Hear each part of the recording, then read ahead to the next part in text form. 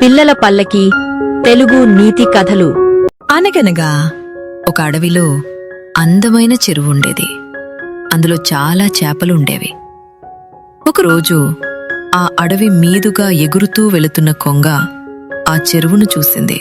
ఎంత అందంగా ఉంది చెరువు అనుకుంటూ ఆ చెరువు దగ్గర వాలింది. చెరువులో దానికి బోలెడు చేపలు కనిపించాయి. ఆహా, ఎంత అందమైన చెరువు! బోలెడన్ని చేపలు కూడా ఉన్నాయి. ఇంక నాకు భోజన సమస్య కూడా తీరిపోయింది అనుకుని రోజు 3 పూటలా చేపల్ని తింటూ హాయిగా ఉండేదే. కొంగ రోజూ చేపల్ని తినేస్తుండటం ఒక తెలివిగల చేప గమనించింది. చెరువులోని మిగతా చేపలతో ఒకచోట సమావేశమయ్యింది. చూడండి నేస్తాలు, మనకు కొంగ రూపంలో ఒక పెద్ద ప్రమాదం వచ్చింది. ఆ కొంగ ప్రతిరోజు ఈ చెరువులోని చేపను తినేస్తుంది. మనం ఏదో ఒకటి చెయ్యకపోతే మనల్ని కూడా తినేస్తుంది అని చెప్పింది. నువ్వు చెప్పింది నిజమే, నేను కూడా ఆ కొంగలు చూశాను.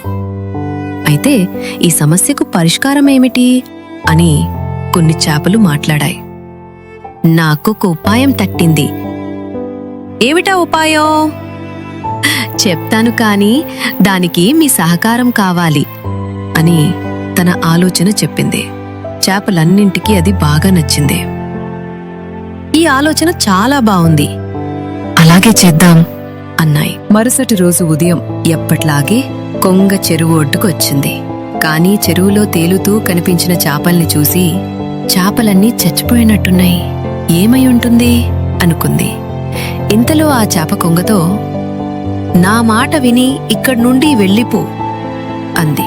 కొంగ ఆశ్చర్యపోయి, ఏమైంది చెప్పు అంది. చెరువులో నీళ్లు తాగడానికి నిన్న ఒక పాము వచ్చింది. చేపలను తినడానికి చూస్తుండగా ఒక చేప దానితో గొడవపడి దాన్ని 2 ముక్కలుగా కురికేసింది. చనిపోయే ముందు పాము చెరువులో విషం కక్కి చనిపోయింది. దాంతో చెరువులో నీళ్లన్నీ విషమైపోయాయి.